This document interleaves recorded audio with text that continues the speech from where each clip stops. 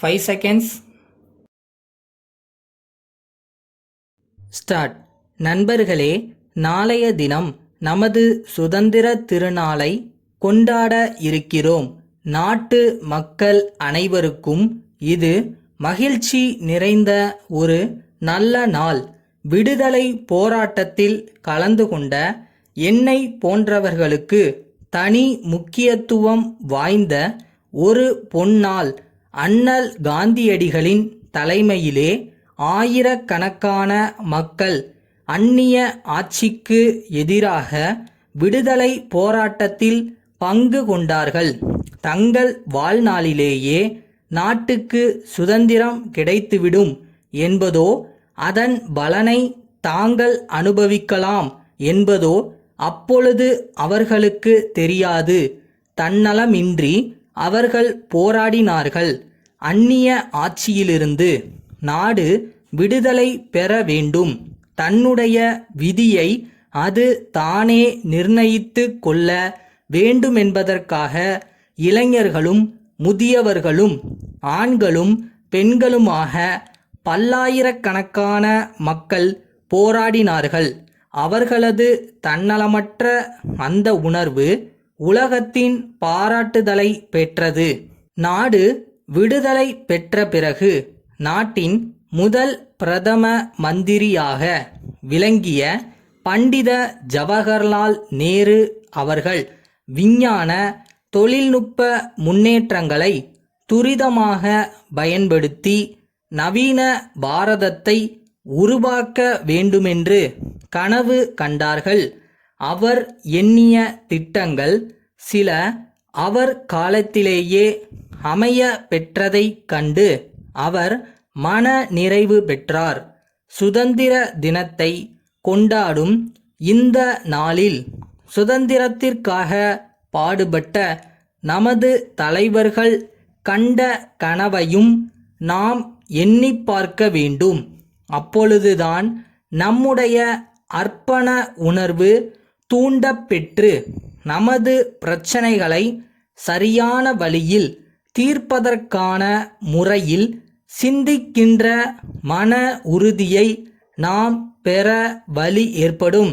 கடந்த ஆண்டுகளில் உணவு தானிய உற்பத்தி அதிகரித்து வருவது மகிழ்ச்சிக்குரிய விஷயம் ஆகும்.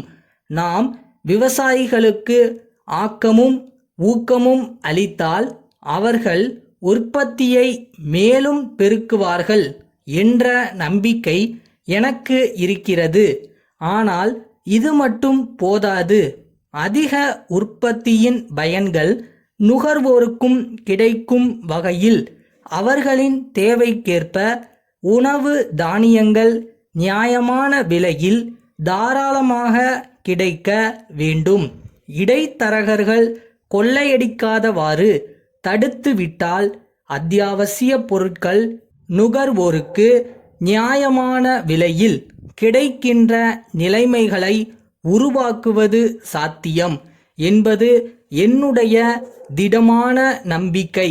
உடனடி தேவைகளை சமாளிப்பதற்காக உணவு தானியங்கள் இறக்குமதி செய்யப்பட்டாலும் நிரந்தரமாக இந்த பிரச்சனைகளை சமாளிக்க வேண்டுமென்றால் விவசாய உற்பத்தியை மேலும் பெருக்குவதுதான் வழி என்பதை தெரிவித்துக் கொள்கிறேன். இதற்கு தடையாக இருப்பவைகளை அகற்றிவிட்டு தொழில்துறை உற்பத்திக்கு தேவையான இடு பொருட்கள், உழைப்பு ஆகியவற்றை நாம் திறமையாக கையாள வேண்டும் என்று கேட்டுக்கொள்கிறேன். நாட்டிலுள்ள பெரும்பாலான மக்களின் வாழ்க்கை தரத்தை உயர்த்த வேண்டுமென்பதே நம் நோக்கமாகும். அனைவரும் ஒன்றுபட்டு உழைத்தால் மக்களின் வாழ்க்கை தரம் முன்னேற்றம் அடையும். வீண் வாதங்களில் நேரத்தை போக்காமல் ஒன்றுபட்டு உழைக்குமாறு கேட்டுக்கொள்கிறேன். பழனி அடிவாரம் பாரதி நகரில் உள்ள சிங்காரம் சகோதரர்கள் உதகை நகர சபை அங்காடியில் உள்ள துரைராஜ் கூட்டமைப்புக்கு எழுதும் கடிதம். அன்புடையீர், வணக்கம், தங்கள் கடிதம் கிடைத்தது. நாங்கள் அனுப்பியிருந்த காசோலை எதிர்பாராத விதமாக வங்கியிலிருந்து திருப்பி அனுப்பப்பட்டு, அதனால் தங்களுக்கு ஏற்பட்ட அசௌகரியத்திற்காக மன்னிப்பு கோருகிறோம். ஏன் இவ்வாறு ஏற்பட்டது என்ற உண்மை நிலையை விளக்க வேண்டியது அவசியமாகிறது. வங்கியில் எங்கள் கணக்கில் எவ்வளவு தொகை இருக்கிறது என்பதை அறிந்து கொள்ளாமல் தங்களுக்கு 1000 ரூபாய்க்கான காசோலையை அனுப்பிய அதே நாளில் வேறொருவருக்கும் அதே தொகைக்கான காசோலையை அனுப்பிவிட்டோம். அந்த காசோலை வங்கியால் ஏற்றுக்கொள்ளப்பட்டு தங்களுக்கு அனுப்பியது திருப்பி அனுப்பப்பட்டு விட்டது. இது குறித்து தாங்கள் கடுமையான வார்த்தைகளில் கடிதம் எழுதியிருக்கிறீர்கள். எங்கள் தவறை நாங்கள் ஒத்துக்கொள்கிறோம். இத்துடன் 1000 ரூபாய்க்கான இந்தியன் வங்கி வரைவு ஒன்றினை அனுப்பியுள்ளோம். இதனை பெற்றுக்கொண்டதற்கான விவரத்தை தயவு செய்து தெரிவிக்கவும்.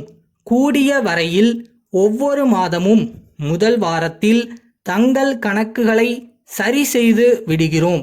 தங்கள் நம்பிக்கையுள்ள